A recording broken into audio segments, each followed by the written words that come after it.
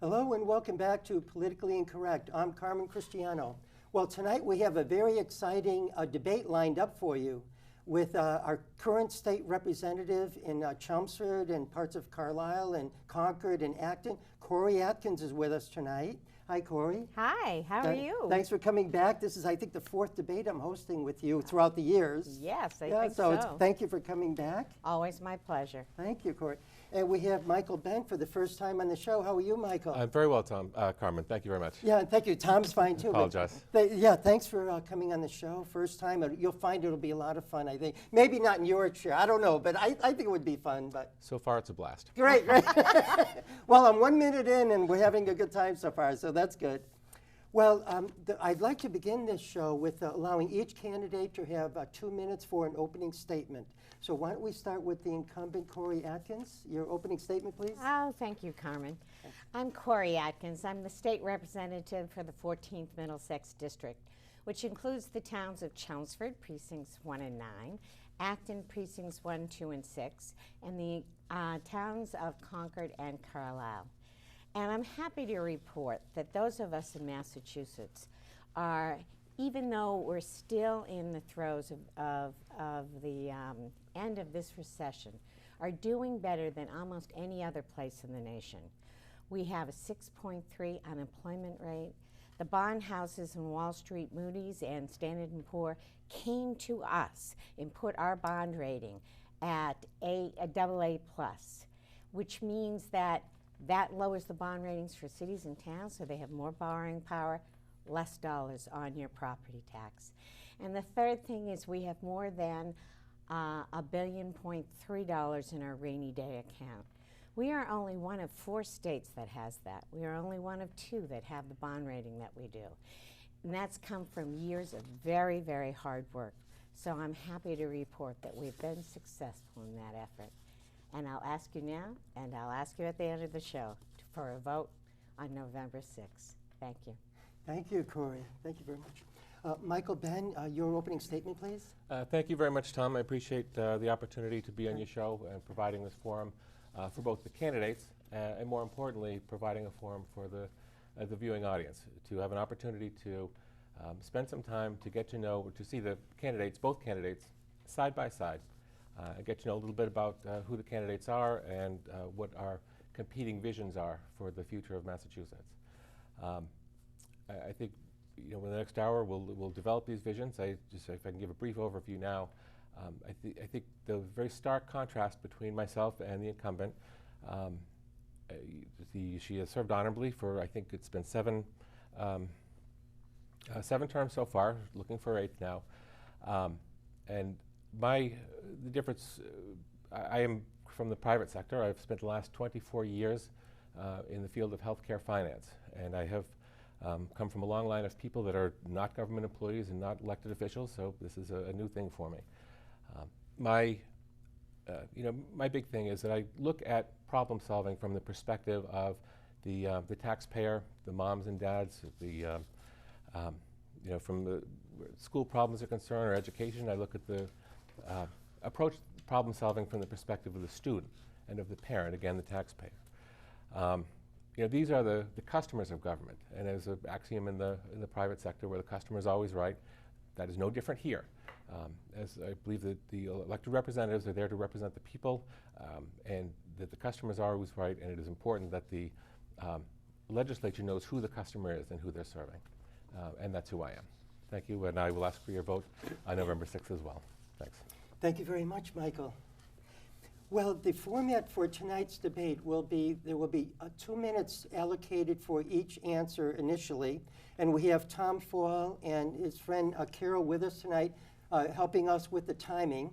And so after each candidate gives a 2-minute response, then it will be open for a real and genuine debate where you could question something that was said or rebut it or just have a different position or want to expand a little bit after hearing what the other candidate said. So it's very simple. We'll try to make those responses less than 2 minutes if possible, so we have a fast-moving debate. And I just ask that each candidate not talk over each other, and I think we'll have a lot of fun in the next hour. At least I hope so. And hopefully the most important thing, though, is get the information out to the voter, because an informed voter is a good voter, I think. Yeah. And we want that information out there. So one of the important things in the state, we'll start maybe with Michael on this. Michael Benn, is the tax rate, the income tax rate. Yep. Michael, what do you think about the current state income tax rate, and do you think it should be lowered, or do you think it should be higher? What are your thoughts about that? Well, I believe that the income tax rate, it's now, I think, 5.3%. It should be 5%. Back in, I think it was 1979, when Michael Dukakis was governor, he raised up to 5.95%. Yes. Yeah. And so it was a temporary tax increase, and that was, I believe that was what he needed to call it temporary, so that it could get past the legislature. And that when times got good, this was because times were difficult apparently, and when times got better, the tax rate would go back down to 5%. And that never happened. So times have been good, times have been bad, they've gone up and gone down in all of these years, and the tax rate never got down to 5%. Yeah. So in 2000, the voters finally stood up, and they used the initiative petition process, which I absolutely love. That is my favorite part of the state government. So they got together and put on the ballot a question, that you shouldn't have had to do, because again, the government should have kept its promise to begin with, but it didn't. So they put it on the ballot, and the voters, by a 60% margin, 60 to 40, said, bring the tax rate back down to 5%. Yeah. And it has come down from the 5.95%. Do appreciate that, but it does need to get down to the 5% rate. That was the natural rate where it had been and where it needs to be. Right, thank you, Thanks. Michael. Cory Atkins? Oh, well, I was around when this was on the ballot, and it was Governor Cellucci's flagship issue. Yeah. And it was promised, it was the best economy that we have seen in our lifetime, literally in our lifetime.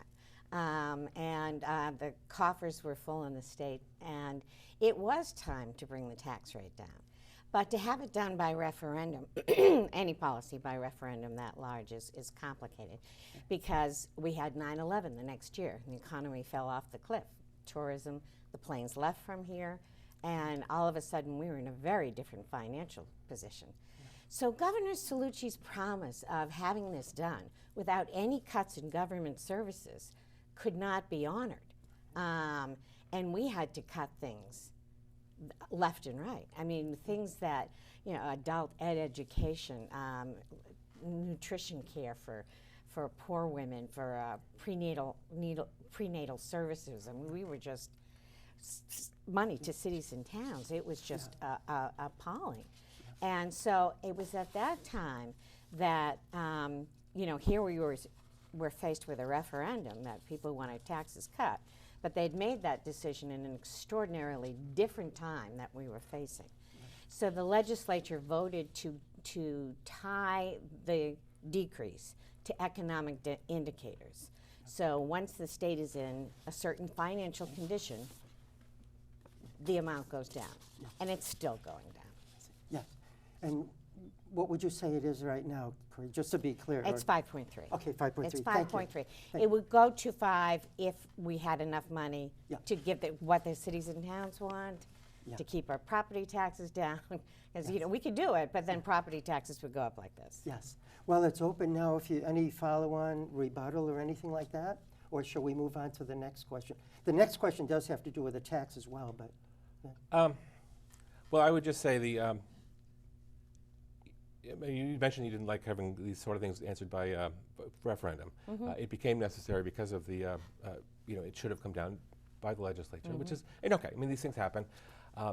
But a couple of things I mentioned earlier, that the referendum is a terrific thing. One of the things that it can also be used for, in this case, you can see it this year, is the right to repair bill. This is something that had been kind of kicked around the legislature for a little while, and it wasn't until it got on the ballot that the legislature finally actually was able to do it. You're right. And so not only do it, but they reached a compromise. It isn't just the legislature. It's the two opposing groups, because there were times when both of them had convinced me. I'm glad they reached a consensus there, because That was a tough issue to weigh. You know, you develop the software for these things, you own it in any other case. And we always hear from the business community about people stealing their intellectual work. So should car dealers who don't make that investment get it free? But they made a compromise, and they'll pay fair value, and people will be able to get their cars repaired. So that's a very good example. Another good example is I hope next time that the bottle bill people get that on the referendum. They dropped it this time because they were sort of led to believe that there would be legislation passing, and it isn't. So it goes a bunch of different ways. I see. Yes, great. The difference in this case, though, was that the unexpected and absolutely wild contrast between the economic times that the referendum passed and the economic times that we had to implement it were so different that our hands were tied as to how are we going to get this done. Yeah. Yeah, I will point out too that within the last legislative session, some of the freshman Republicans that had been there for a little while had brought up the possibility of bringing the tax rate back down. We'll probably talk about the sales tax as well, so I'll leave that for now. But bring this tax back down to 5%, but not at once. If I were there, I would recommend it go down to 5% immediately. But in a spirit of bipartisanship, I guess the folks, Republicans on the Hill, had recommended that it go down by 1% a year. So after 3 years, it would go down to 5%, which seemed like a reasonable compromise to me. But that unfortunately didn't go anywhere this time. Yes. So. Well, you never know.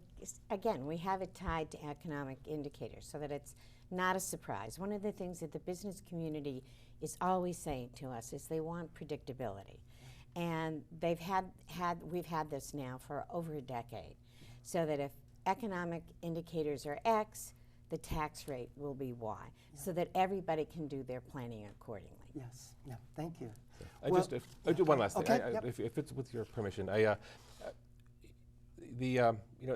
some extent, and economics professors will tell you that to some extent the taxation will drive economic indicators. So, if you bring the tax, things that are more expensive, you get less of. So when you make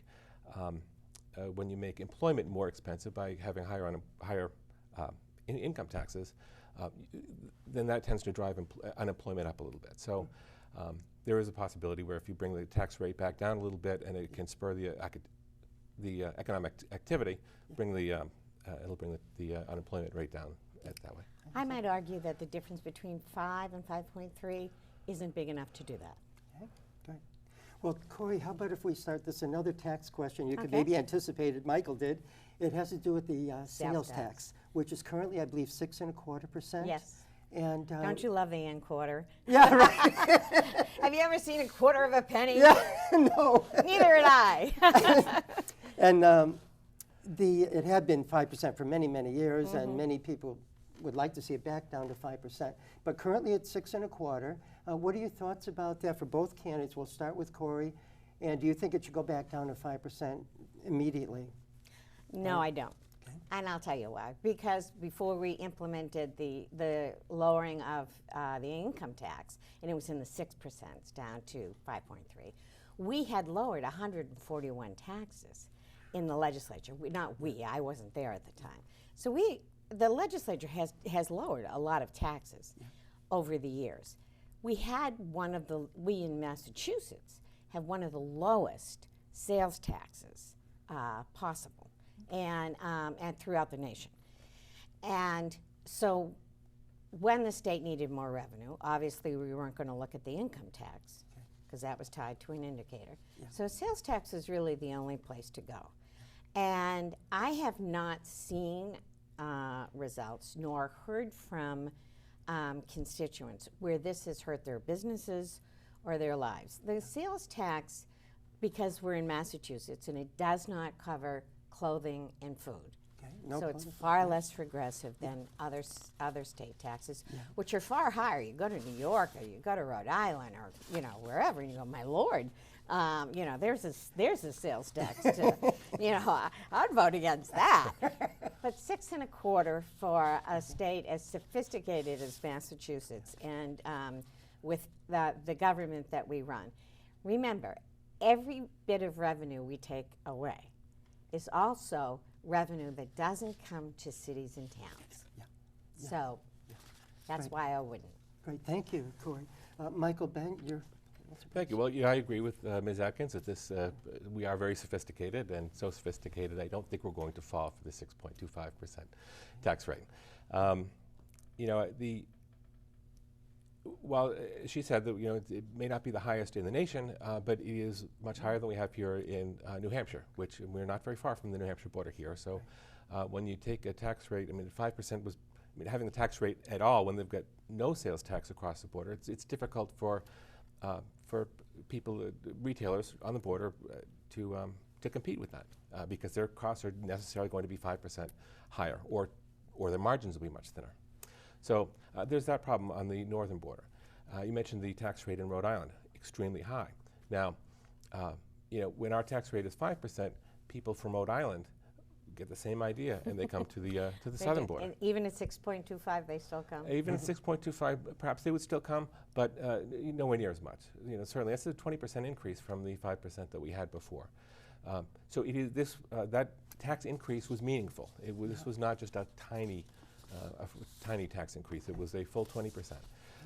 So, and you talked about the regressivity of the tax, and while it doesn't cover food and clothing, which is nice, but it is, in fact, a regressive in that people who are on the lower income scale, a higher sales tax will affect that person more as a proportion of what they're making. Yep. So that's where I am. Yeah, thank you. Any follow-on? Yeah. There's a couple of things. One of the things we had to do in contemplating this, because nobody likes to vote for raising taxes. All those in favor of raising taxes, stand up now. And you see people hiding behind the doors. Well, we have to contemplate. The people who are going across the border at 5% are going to do it at 6.25. The people who shop across the border because of sales tax already do that. Okay. We have tested this, and we don't find that we drive more people across the border. And we all know who they are. Not me anymore. But it's just something that, it's one of the problems that we live with here on the New Hampshire border. Yes. Now, on the border of New York, that's another story. Yes. We look like, we look like heaven compared to that state. So we make up on some of our borders, we lose on others, and this is just one of those policies we can't make just by determining what happens on the border towns. Yes. Okay. Well, my position on taxation in general, it should be as low as it can possibly be, to the point where the marginal benefit that you get from it reaches the marginal increase. But not every problem requires more money, and that I think I think we sort of look at things from a slightly different perspective. You may disagree, but from the customer of government's perspective, I'm a customer too. it is not every problem is something in search of a new and unique revenue stream. Yes. I agree with that. Yeah, I agree with that, and I think if you look over my votes over the last decade, I am known as a fiscal conservative, and I hold people's feet to their fire in terms of, show me the numbers and why do we need this much money, and what are we doing with it? Yes. In fact, we passed a tremendous reform this year that I'm really delighted to talk about, because we're working towards, in I think 2014, zero-based budgeting, and we will be one of 3 states to do that. Wow. And now we do what they call maintenance-based budget. We just take all of the accounts and see what they need to add on because of cost of living increase or whatever, or are they doing something new that they've proven that is. And you load up a budget with a lot of dated.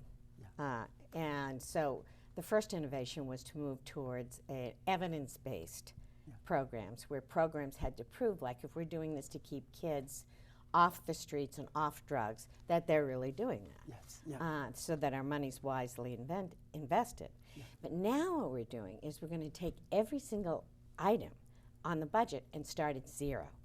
You need what? Well, we need this for personnel. We need this for buildings. We need this for utilities. And each line item will have to be justified so that you build a brand new budget. Yes. And this has been a reform that economists have been calling for decades. So I'm really happy to report that we did it this session. Well, that sounds good, right, Michael? It does sound very good, and I appreciate that you've done that. The legislature has done it. This is something that's been going on for some time. Yeah. Why we haven't done it before now is, Yeah. okay, I guess we can't do everything every year, but it's good that we finally got to it. Yeah. Well, with our next question, I'd like to start Sure. with Michael Benn, please.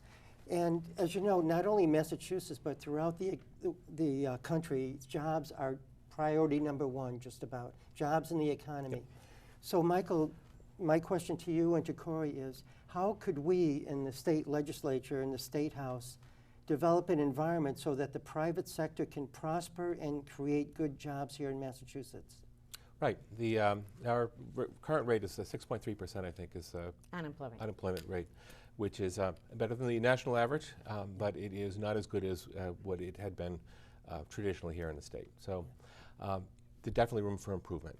So the ways that the government what government can do to get out of the way and help and allow the private sector to do what it does and get the economic engine roaring is to make it less difficult to do business here in Massachusetts. So lower tax rates is one, and we've already talked about that.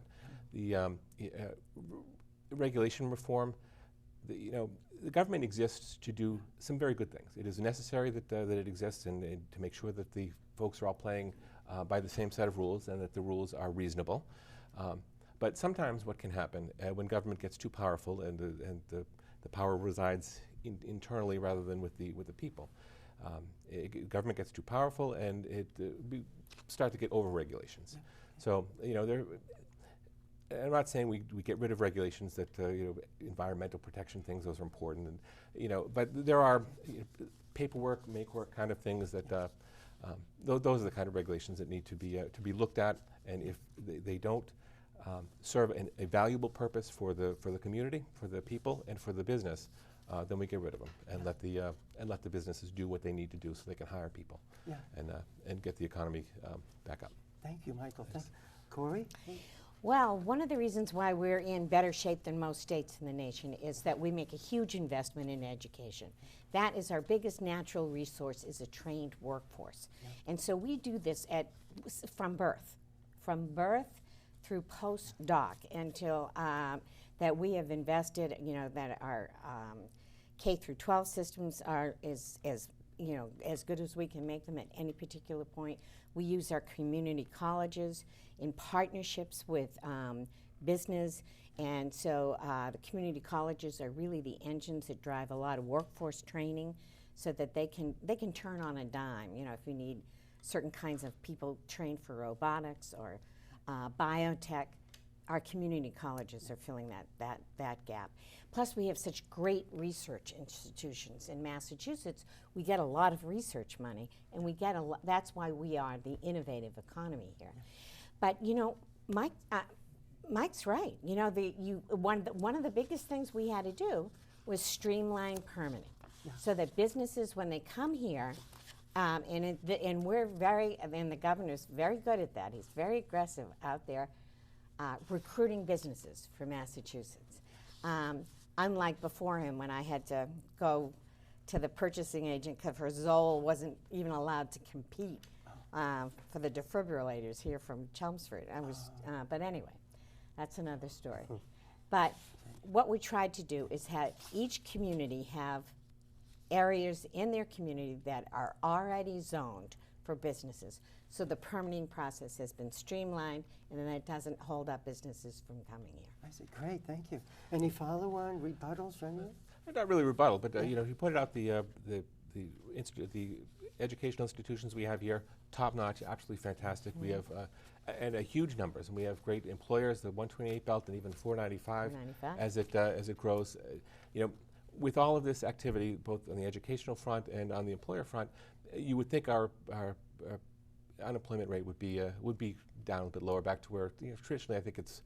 I'd like to see it closer to 4.5%. I think that's where we saw it bounce down a couple of times in the last. I know we're going through tough times, but this is where we need to go. Right. But instead, what we're seeing is people actually leaving the state, which is really unfortunate because we. They were before. They're not now. Actually, our population has gone up in the last census. I'm happy to report that because I was really worried about. So Barney Frank will get his job back now when we get. No, I mean he's. I'm familiar with that area. That area, and we should talk about areas of the state and why we're at 6.3 is because we have pockets in the state that have 12 and 15% unemployment. And that's why the casino vote was so popular in those areas, in western Massachusetts, down in the South Coast. They really need new industry. And they're not, because of, you know, the western part of Massachusetts, a lot of those towns don't have broadband yet. So you're not going to put a biotech company in a place where they don't have broadband. And, but other industries can go in there. And that's what, we're always in search for. What industry matches what area of the state? Yes. But those poor people, boy, on the South Coast and in western Massachusetts, they are still toughing it out. Right, thank you. Well, Cory, how about if we start with you on the next question? As you know, there's 3 ballot questions on the November 6th ballot this year. But why don't we start with the second ballot question, which has to do with, I think it's the medical marijuana. Well, why don't we start with the medical marijuana one? Anyway. Oh, you just want to have some fun. You couldn't resist. I couldn't resist, so we'll start. So what are your thoughts about that, Cory? So I didn't inhale. Okay, Bill, thank you. No. Actually, I even inhale when I smoke a cigar, and I get sick. Well, I'm in favor of medical marijuana. I'm in favor of anything that will, you know, prescribed and legal, that will alleviate somebody's pain and suffering. Yes. But I also think, because I've watched what's happened in other states, in Colorado and places, people have taken this opportunity to the hilts. I mean, they have just started growing it and selling it to their friends, and I think we have to have when we get that to us, I think it's going to pass from the numbers I've seen, that we have to be very, very stringent with our legal safeguards, and just how people are going to be able to get it, just like we would with any other, with barbiturates or any other controlled substance. Yes. Thank you, Cory. Michael, your thoughts about that? I'm actually against this question, and one of the telling things when this question came up, it was a joke. We sort of laughed about it because, you know, smoking pot, everybody thought. But the fact is that I certainly would be in favor of any kind of medication that would help to alleviate pain and suffering for a sick person. And there are compounds within the marijuana plant that have been extracted and refined and are being used now currently for medical purposes. Do they have it in a patch, or is that a joke? That I do not know. Okay. I apologize. But now when you get into the situation, is smoking it really any better for you than doing anything else? I would submit that smoking is probably not the most healthy way to ingest the medicinal value. Anything. Exactly. Yeah. So, and I think 2 years ago we had we legalized the possession of a small amount at some point, or decriminalized, I guess. So, what I see of this question is it is part of the incrementalist way of getting full legalization of marijuana, which is, if you're in favor of legal marijuana, then vote on that. That's fine. But I find this to be sort of a backdoor way of getting that done. Yeah. So. Great. Well, should we move on? Because sure. I want to cover a lot of topics, and our time's running out, and I think we got your clear positions on that. How about the other question, death with dignity, one of the other questions which is very interesting. Maybe if we could start with Michael on this one. Sure. Michael, your thoughts about the death with dignity ballot question? It's a very difficult question, but I will tell you flat out that I am against that question as well.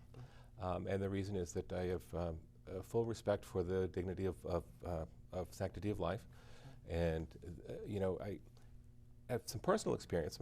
Not long ago, my mother had gone through some very difficult times, and there's just nothing worse than having to sit through and watch a mother whom you've loved and who's loved you and cared for you just wither away. And she was a Catholic woman, and she would not have wanted us to do anything to her that would not have been in keeping with that tradition. We knew she was within 6 months when she was within 6 months, so there was, which I believe is one of the provisions there. Yes. And this is, if this had been available and one of the doctors or one of the caregivers or any of these interested parties had been able to convince her in her state, which was not totally coherent, if they'd been able to convince her to ingest one of these pills that would have killed her, she would not have been there to witness her granddaughter, who made her smile in a way that I had not seen her smile in 6 months. Thank you, Michael. Thank you. Cory, your thoughts, please, on that? Well, I can certainly understand your situation, Michael. I'm sorry. I'm a co-sponsor of this bill. I have a mother with a very different attitude. But it's not a one-pill situation. And it is death with dignity, which allows a person, if they have they have to go ask a doctor themselves. And they have to get 2 doctors to get approval. And the doctors have to say that you're in a position to make that decision for yourself. Then the person gets a prescription for the drugs. You have to take 90 pills. 90 pills. A lot of people just put them all in one drink and then drink it. So it's not easy to do. Yeah. So it's not like, oh, I took the pill and now I think, what did I do? Yeah. My granddaughters do. I'll tough it out. It's not that situation. It just gives somebody the option. Yeah. Now, interestingly enough, and because this is I think it's a conversation that society needs to have, and because those of us who are boomers, have been controlling so much of our lives, we're the ones that are sort of driving the desire for this conversation. Yeah. But half of the people who get the prescription don't use it. But they think they like having the option. Yes. If they feel like they can't get through another day, and that they're just waiting it out, and they're never going to get better, and they can't handle the pain anymore, they have the option. Yeah, thank you. Well, should there be any follow-on in this one, or shall we move on to another question? Well, if I could say one last thing, and I appreciate, I know you are a co-sponsor of this, and I believe that you have done this with the best of intentions. So while we are completely on opposite sides of it, I do appreciate that at least. But again, as I said, life is important to me, and that includes, that's the reason why I'm against the death penalty, which may come as a surprise and maybe a disappointment to some of my conservative friends. But that is a fact, and that's why I'm against this, and that's all. So. I'll give you another reason to be against the death penalty as a conservative. Yes. Why would anybody want to give the government that kind of power? I wish I had said that. Let's shake hands on that. Will do. And speaking of that, since we heard Michael's position, what's your position on the death penalty? Yeah. Well, we just shook on it. I'm pretty sure we're... I'm against it. Yeah, you're against it. I'm against it. Yeah, great. Well, another big pit, maybe we could start with Cory. For exactly that reason. I would not give the government power to kill one of its citizens or one of its residents. What has been happening with that chemist over there, that many people were put behind bars because she tainted. Yeah. So I'm sure that makes everything okay. But I mean, it just shows that there's a fallible system that we're working with. It's interesting when that came up in the last time it came up in the legislature was before I was in, and one vote carried it. And it was a switch too, I believe it was. John Slattery. Slattery. Yeah, he's still being chased around the state. And how did he vote? He voted Could you no. remind us? He voted no. For the death penalty. Yeah. Against but he the had death been in penalty. favor at one point. I think. He had been in favor, and so had Speaker Finneran, until the advocate showed the Speaker Finneran. how many cases were misjudged. Yes.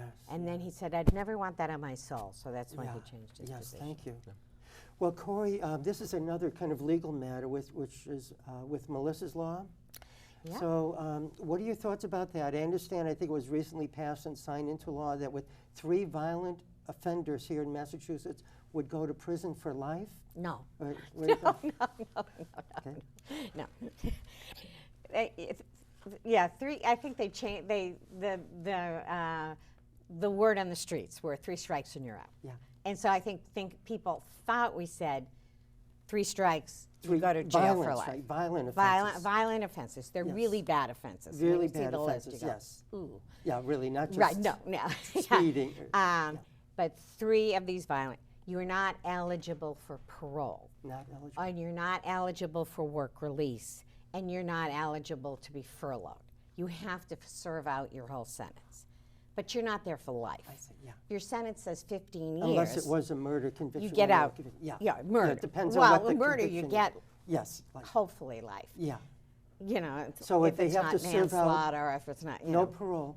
No They parole. have to serve out no their parole, system- parole, no their furlough, no sentence. work release. Work you serve release, every yeah. day of your sentence. I see. So, and you're in favor of that? Yes, You voted in yes, favor of that? I voted Cory? for. Yeah. Absolutely. Anybody committing those Yeah. kinds of crimes that we were debating, Yeah. absolutely should be in jail. And they've done it 3 times. Yes. That- they're not law-abiding people. Let me just leave it at that. Okay. Thank you, Cory. Michael, your thoughts on Well, Melissa's Law? I'm absolutely in favor of Melissa's Law. This had been kicking around the legislature for about a dozen years or so. Yeah. And it seemed to me that it took a small group of Republican legislators to be elected in 2010, to sort of drive the bus a little bit, remind some of the folks that have been on Beacon Hill for a few years that that their reelection is not necessarily guaranteed. With that on their heels, that I think that sort of drove the legislature to finally put this thing through and pass it. And it was against, I understand the governor vetoed it at first, so we had to go back and override the veto. And I'm not sure exactly why the governor would have done that. And I know this is not a debate against the governor, but it was fascinating to me that would happen It was that way. a much bigger piece. Mike's right on a piece of this. It had been kicking around for a long time. The 3 strikes and no parole part of it. What hadn't been part of it, though, is something that many of us have been pushing for just as long, and that was a whole reform in sentencing guidelines. Because, like, I have 2 prisons in my district in Concord, and I go up there because you know how I help train the dogs for the disabled and for veterans. And I would be working with a prisoner who was in there on a drug offense. He couldn't go on a work release, but a murderer could. And he would say to me, that guy can go out on work release, and I'm in here for 2 years because of possession of cocaine, and I can't. Yeah. And so what we were trying to do is tweak a lot of the nonviolent drug laws. Because first of all, the prisons are exploding. Yeah. It costs anywhere between $42,000 and $48,000 a year to incarcerate a person. So you want to make it so that the people who can get rehabilitated, reinstated into their communities, back. Yes. And so that you're holding the people you should be holding on a long-term basis. Yeah. That took a tremendous amount of negotiation. More negotiation actually than the 3 strikes and no parole. I mean, you had hard cams on both sides, and then you had a whole bunch of us in the middle that said, we don't want that guy getting out, but we want some flexibility on this end. Thank you. Thanks. Anything else to add to that, Michael? Or else great. Well, both of you live in Concord, right? And the big thing in Concord lately is deposits on juice and water bottles and eliminating small Not water juice, bottles. just water bottles. Water bottles, eliminating them, right? Michael, maybe if we could start with you. What are your thoughts about adding deposits on juice and water bottles here in Massachusetts? I would be against that. It is, I know some people call it a tax, and it is, effectively is what it is. I mean, the not 100% of these things are going to be returned for the nickel deposits. I find most of the things that I get will go into recycling, but I'm not bringing them down to the place to get the nickels back. So that would end up costing me money, and for that reason alone, it's good enough for me to be against it. But I mean, there are other people in the same situation. It is, you know, particularly in Concord, it is so easy to just drop something in this recycling bucket that we just don't need the nickel deposits. I see that. Thank you. You know, I can, for years I lived, before I moved back into Concord, I was brought up there, you know, moved around a little bit when I got married, but, you know, I can remember back before recycling was popular and a fad, and you know, going down to the local place, separating the cardboard from the corrugated, from the newspaper, from the brown glass, the green glass, the blue glass, all of this. And now it just, all you do is just dump it all in a single barrel, and it's done, and it's recycled, and that is an environmentally friendly and sustainable way to do it. Right, thank you. Without costing us money. Thank you. Cory, your thoughts about that? Deposit? Well, I agree with Mike about how good Concord is. I mean, but that took a lot of effort by a lot of people. I agree with the adding the tax on other water, juice, all the things we weren't drinking when the original bill went through. And the reason why I do, because we have our parks and recreation things, our environmental programs have been underfunded for over a decade because of a lack of revenues. That's just one reason. I mean, we have a real need for that. People love those parks and love to use things. They want those swimming pools in the summer and things like that. The other thing is how much trash we can recycle in Concord, because we do. You know, first of all, I have to vote for it because my mother, I save all of my bottles and cans for her. So every time I go to visit her, I have a big bag. You know, she says it pays for her bowling and really? everything. Oh, yeah, she pays. So this is a joke in our house. We send cartons to each other on this. But it does present a real environmental mess in a lot of communities that are not as good at recycling. We have ways to recycle all over the town center. A lot of communities don't. So that's a lot of plastic in the environment that is just going. So it sounds like there's a difference there, that Michael would be against the deposits on water and soda. You would be in favor of it, right? Yeah. But we're both in favor of recycling and Both in favor clean of environment. recycling. Absolutely And I we are. have to say that Barbara Anderson, you know, who's head of Citizens for Limited Taxation, familiarity she's with the Barbara. queen, and she says it's not a tax. Okay. And But is she in favor of it, though, or she no, didn't she's say? not in favor okay, of it, yeah. but she said it is not Okay, yeah, that. a tax. Okay, And great. so she gets a lot of credibility on that issue. Well, shall we move on to the next question, which, or is So any you're follow-up? going to just talk about the water bottle thing too? Oh, yeah, go ahead. Okay. I just because one of the things, you know, we have the deposit on the sodas and the sugary things, which are generally not considered healthy anyway. I know the juice is more healthy. Water is really healthy. Yeah. And you know, I considered when the Concord had taken the unusual step of banning the sale of bottled water in Bottled Concord. water in Concord. I think, you know, sometimes, you know, when we go on vacation, we do a lot of driving, and on these long trips, I have my daughter, my mother's granddaughter, who she loves very much, is a type 1 diabetic. And sometimes we go on these trips and we have to stop for do whatever it is we need to do.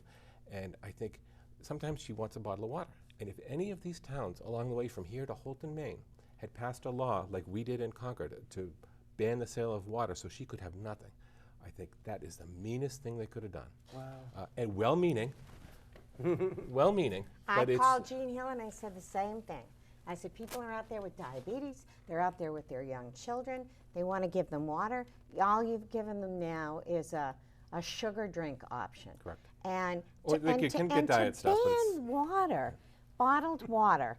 You know, so people are putting up these funny little machines, I guess, that give us water. Hydration station. They say hydration station. Drink out of the, what do you call it? The water fountain? Fountain. Water fountain. Yeah. I don't know what to call them because I grew up in the, I was a little kid in the 50s when polio, and we were not allowed to drink in them. So I can't Oh, get really? myself to do it. Yes, You know, because yeah. it's just like, I don't know who was there last. And, Yes. but you're right, because I have water with me all the time. I do carry it in a container. But I have bottled water too, and I just thought that was Just to have it as an option, because sometimes you're not going to have this thing. That's You right. do the best you can, but That's sometimes right. you just need it. And Absolutely. it's such a healthy alternative. Well, it's my understanding that this ban passed at the Concord town meeting, Town right? meeting, yeah. But that it's being reviewed and appealed, No. right? No. Well, I don't. At least Sorry, that's what maybe I'll let you talk. Well, I think we're both on the same page. We're not yeah, sure if it's being we appealed, could right? fight about this all we want, but we're on the same side. Yeah. Yeah, The, right. well, the Secretary of I'm sorry. No, the, then they'd think we were yeah. married if we were fighting about the same thing. yeah, it had been if- approved by Martha Coakley. Martha Coakley. But if I'm not it sure is what's going on. appealed, and as I understand it, Yeah, correct she me left if the- I'm she wrong. left the option yeah, open. correct me if I'm wrong. If it is appealed, and the cost to defend it to the town goes over a certain amount, it'll be dropped. Is that? Does That sound sounds familiar? right. Honestly, Yeah. I will defer to your expertise on that. Don't one. hold don't hold, we think this is right. I see, And yeah, otherwise, great. it's January 1st, so we've got 3 more months Right. for it to happen. Okay, I'll let you move on to the Great. next subject. Sorry. Well, how about if we start with you, Michael, and the next Sure. question, which is to do with the Pacheco law? And do you think we should force towns where they're going to spend town money, or states where they're going to spend state money, to definitely employ union workers, or could they just go out to the lowest bidder? The Pacheco law, I believe, prohibits that. Yep. So the question, are you in favor of prohibiting it? So we limit it just to unions, or do you think we should allow open bidding on anything that involves basically public funding? This is a softball on purpose, Carmen. No, absolutely. As I said in my opening statements, I am in favor of the customer of government. And we are the taxpayers, and the cities and towns are sort of customers of the state government as well. So, anything that we can do to lower the cost to the individual and to the municipality, we'll do. And God bless the unions and the folks that work hard to do what it is that they do, and they work hard to earn their wages. But if it's possible, if we can put this thing out to bid and we can get it a quality product for a lower price, there is no excuse for not doing it. Yeah, thank you, Michael. I Cory, your agree thoughts? 100%. Great. And I'm a strong supporter of unions, but Yeah. when we do something as a community, as a town, as a government, we're using other people's money, and it isn't just union taxpayers' money; it's everybody else's money. Yes. Yeah. And we have all of my communities, have more schools that need to be built. They have. This would just save us in so many instances. Yes.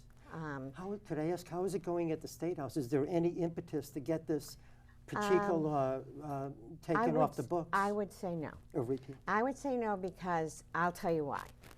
Incrementally, perhaps yes, but the unions have considered themselves having had great losses through this recession, especially on municipal health care bill. We finally got that. I used Chelmsford as my poster child for that argument of why we should go to, the GIC, or an agreed upon plan, because you had to make arrangements with 11 unions sometimes. Wow. Chelmsford did that. They got that accomplished, and then the American Federation of Teachers came in the last, and they were going to share the savings with the unions, and they came in at the last minute and wrecked the deal. Oh. Remember that? Yeah. Well, thank you, Cory. Thanks. I see our time is running short, and there's a couple of other questions I wanted to get to. But, Cory, since you just spoke, maybe if I'll start with Michael on this one, which is, we do allow gay marriage here in Massachusetts. And the question to you, Michael, is, if you are a state representative, would you support that law, or would you vote to repeal it if it ever came up again in the State House? Gay marriage, basically. Are you in favor? I'm not in favor of that. I am in favor of equal rights for everybody, and I make no exceptions for somebody's race, gender, sexuality, any of that. But the fact is, to me, marriage is a union, a specific union between one man and one woman, and it's just what it is. And the legislature, or the court has changed this. The legislature's gone along with it, so that is the law as it is today. We put up with it, that's fine. My biggest disappointment with the way that went was go back to the citizens petition. They had a lot of folks sign this petition to get the thing on the ballot, and we went to constitutional To convention get was what on the ballot exactly? Oh, to keep it, or to should we- define marriages between one man, Man and and one woman, woman. yes, yeah. And the people were not given an opportunity to speak on it. So that was where They I was. weren't allowed to vote? They wouldn't The vote, couldn't citizens vote on weren't it. allowed to vote? The Constitutional Convention was Oh, convened and gavelled closed before they took it up. So They determined it was like unconstitutional, whoever they made that determined, determination, well, right? they I think- determined that even though tens of thousands of people had signed the petition, Yeah. that the people would not get the opportunity to vote on it. Yes. And this is, they say it's really popular, and it may very well be, but we won't know this because it hasn't gone to a vote. And as far as I know, every state that has allowed it to go to a vote has come down on the side of. But I did just, if I could clarify one Yeah. final thing, is that reciprocal benefit arrangements is something that I had been in favor of and would continue to be. Yeah, thank so you, Michael. Thank you. Carol, Cory, your thoughts on that? My thoughts are, well, I was a sponsor, and I was proudly one of the members who took that vote. I would never put a civil rights issue on a ballot, never. Having grown up as a woman and having been denied my civil rights during part of my lifetime, because we had to fight for our credit rights, had to keep our own name rights. I mean, we can go there. We have a laundry list of the things we've gotten in my lifetime. And not from a legislature by any means, and certainly not from a public referendum. Yes, So I know people are always more anxious to take away somebody's rights than to give them rights. So that's something that is our job, as I see it, to protect. We are there to protect the Constitution of both Massachusetts and the United States, which says equal means equal. Reciprocal rights don't do that because of all of the benefits that married people get. And marriage, the notion of marriage between one man and one woman, is a relatively modern concept because in the past, men have had many wives, or in some societies, women have had many husbands. So it depends on which society, which culture, and what particular time you're talking about a marriage. The right to marry has always come from the state. There are two different kinds of marriage, the one you get in a church and the one you get in the state. We are only talking about the one you get from the state. Yes, yes. So you do have a difference of opinion on that one, right? Cory is very much in favor of gay marriage, and Michael, you're not in favor of gay marriage. Correct. I But mean, I equal- don't consider it a civil right, and that's why we have a difference. If it were a civil right, absolutely, I'd go on the side of civil rights. But this really is not an issue in 2012. This is something that they could run on 2010 or 8, whatever. Happily. Yeah. It's been resolved. Well, I mean, Unless it's been resolved here. So. Laws could be repealed, though, right? Well, Like- it would cause a lot of but I mean, ramifications. You have lots of families. yes. What would the children do? Well, I know but it's good to know how people feel about it. I Yeah, think. well, I don't think it could be. First of all, the only person that lost an election on this, Well, didn't they try to repeal it in California? Excuse yeah, me. the only person that lost an election on this lost because he voted against it. Okay. Yeah, yeah. So I don't see But it in being California, repealed in wasn't there a Massachusetts. proposition Yeah, to yeah, try to that- repeal it? yeah, So that's what we have yeah. to know, kind of where people stand to be an informed voter. Do you know what I mean? So, but Well- basically, we have a few minutes left. So there's You want me to put civil rights of Italians on the ballot? all right. You're right. No, not on the ballot. Yeah, No, you're thank right. you. But Cory, another place where some people feel the government has been intruding into small businesses in Massachusetts and hurting them is with daycare centers. Some people are trying to have daycare out of their homes. Right. And then the government is coming in and trying to get them all licensed and adding a lot of regulations and, just slowing them down, basically, making it hard for them. And what are your thoughts about that? Do you think the government should get in and try to regulate Well, these little mom and pop daycare centers? Having been a consumer of mom and pop, going back to we're the customers here, and I always try to take that point of view. I'm the customer. I'm putting out money, and that's my child. Yeah. That's my child. And there's nothing more precious than your child. Do I want to overregulate somebody's aunt, grandmother, me? Yeah. I take care of my grandchildren. Yeah. Not on a daily basis because I work, but how far, there is a legitimate question, how far do we want government. But these in are some of daycare this. centers that might have like 5 or 6 children. Well, daycare centers, once you become a center, you've entered a different universe. Yeah. And you're not just, unless they're all cousins, Yeah. you know, you're not just a family, you're taking in a kid, or you're Yeah. not just a relative taking care of your nieces and nephews. Yeah. So they need regulation because everything that we do that has the safety of vulnerable people, whether they're elderly or children, yes. Yeah. I think you're speaking, though, about the unionization. Yes. Is that what yes. you, is that Yeah. was the gist of your question? Yeah. That was a hard one for me. Yeah. That was really hard because I thought, how do we know that people want to unionize? You know, why would you want to unionize? And so I heard from some people who said that they did, that they felt isolated in negotiating with the state because the state does vouchers for low-income people. Yeah. And I also knew that if it were a male group, they'd get it in a minute. Get what? Exactly. The Cory. right to unionize. The right to unionize, yeah.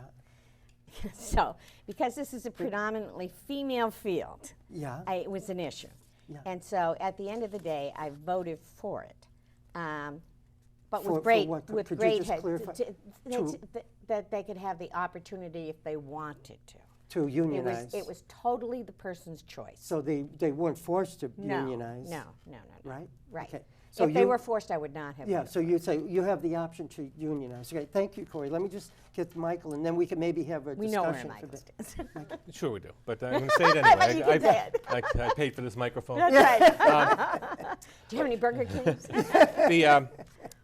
My understanding was it was not a right to, or necessarily a right to unionize, but an obligation to if one of the kids in the daycare was getting vouchers for Section 8 or something? Section 8, whatever it No, was. that's housing. I'm sorry, yeah, it is house, but it was vouchers from the government for low-income folks that need the daycare. My understanding was they would not have a choice, but they become government employees, and they are forced to unionize without any of the benefits you get from being an actual government employee. That was my understanding of it, and perhaps I'm wrong. I'll look into it more closely afterwards. Yeah, I'll look at it more closely too, because I would so- have a real issue with that. Yeah, We can go back and change that if that's the case. I intend to. And you will have my commitment to lead the fight on that. Good, Listen. good. So you both agree with that, right? So, well, we only have a few minutes left. Maybe if you'd like, we could take a quick 30 seconds each, maybe if you want to speak to the camera and ask for the voters' vote. And maybe if we could start with Cory on that. It's up to you. Or we could go on to another question. Like No, casinos, I mean, we could I- talk about Can we casinos. see what the question is? What's Yeah. my part number 3? Casinos, we could talk about Casinos. casinos. We haven't talked about that yet. I'm happy to. Oh, we only have 1 minute left. Well, I'll do my 30 seconds. Okay, very, very quickly, maybe even, yeah, go ahead. Hi. I hope you've enjoyed the last hour as much as we all have. You've seen differences of opinions, and you will continue to see that. But I hope that you recognize that I will be there every day. I'm a full-time representative.